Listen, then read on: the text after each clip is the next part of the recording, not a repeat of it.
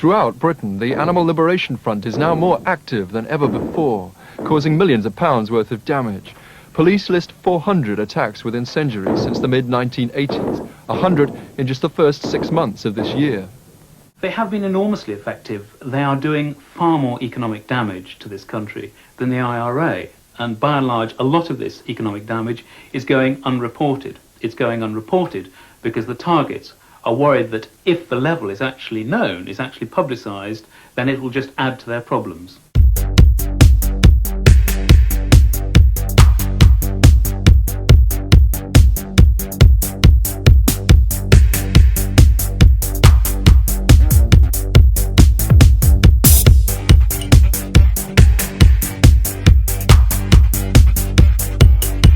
In one night, a meat company in the Midlands loses 9 lorries and up to £100,000.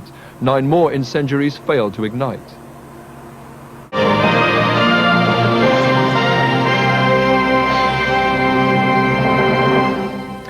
Good evening and welcome to Public Eye.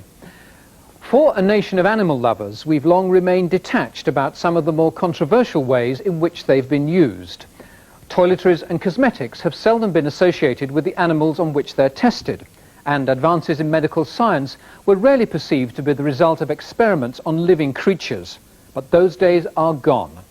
Animal rights are now an issue on the agenda, forced there not just by respectable campaigning groups, but by extremists who burn fleets of meat lorries, threaten innocent families, and send letter bombs. The recent scare over Lucozade is but a fleeting glimpse of their underreported and growing campaign. They call themselves the Animal Liberation Front, the ALF, and Britain's medical scientists and researchers are a prime target.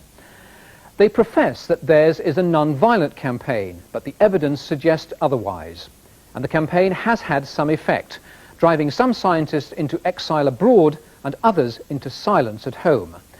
They're reluctant to raise their voice in defence of animal research and the medical benefits that are its fruit.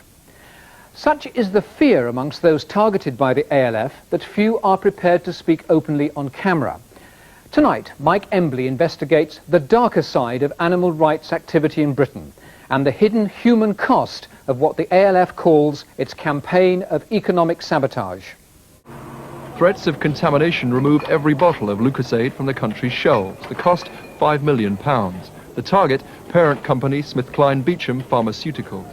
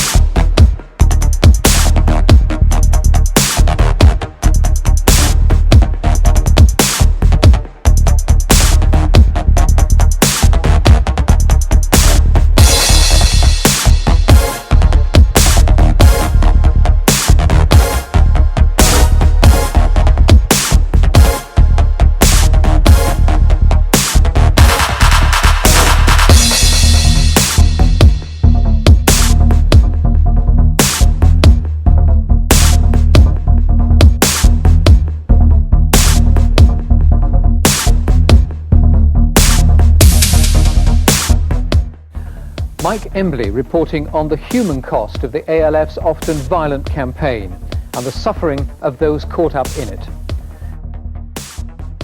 Those pretty walls there and the lawns, behind that, the horrors do take place. I think beagles are a common choice for animal testing because beagles are generally friendly, they're a small breed, they don't take up a lot of room, and it's really unfortunate because if you think of all the breeds of dogs, who would rather be out running around in the sunshine and sniffing grass and trees and playing than a beagle?